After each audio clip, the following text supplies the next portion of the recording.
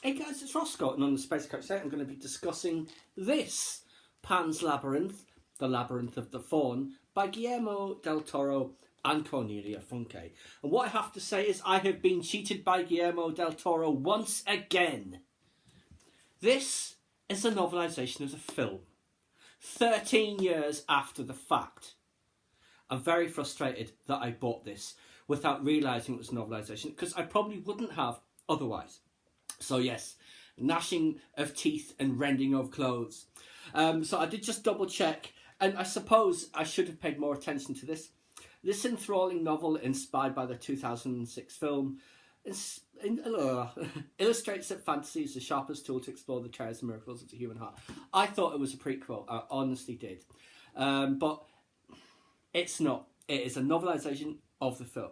That being said, the film is excellent. And so is this for a film novelisation. It's not just like, you know, so many novelisations, it's just like the screenplay is being novelised. This is more like a novel that became a film. Because like the film, the book is very visual in its writing. And it is very well written. And it's very easy to rip right through it as well. And I did enjoy it on that level, but I was very frustrated. Very frustrated that it was a novelisation of the film, because I would have loved to have found out more about this guy. Because when it says The Labyrinth of the Faun, I don't know. Perhaps there'll be others in this sequence. Who knows? I will be very wary if there is. But yes, a big disappointment on that level. A good book, definitely, and I thoroughly enjoyed it. But you've seen the film, you know what happens in this. The young girl and her mother with the Spanish Capitan at the mill in the woods.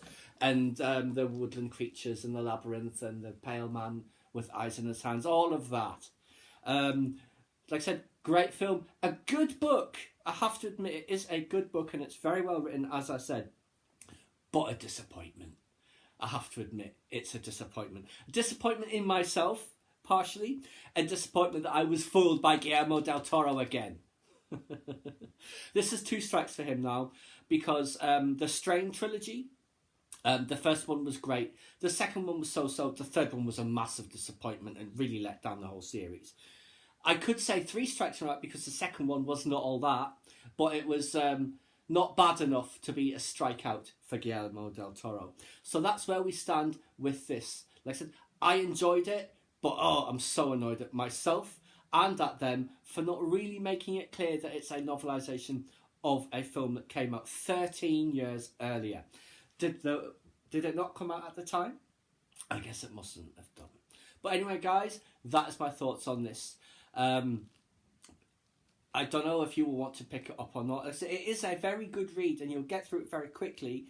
But if you've seen the film, then you really don't need to, because that is what happens, essentially.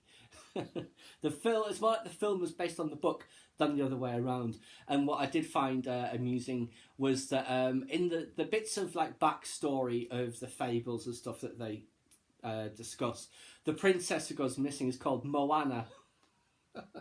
So I kept having the Moana soundtrack every time in my head every time that name was mentioned.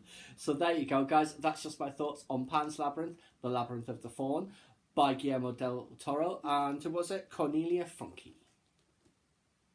Please subscribe to my channel if you enjoyed this content.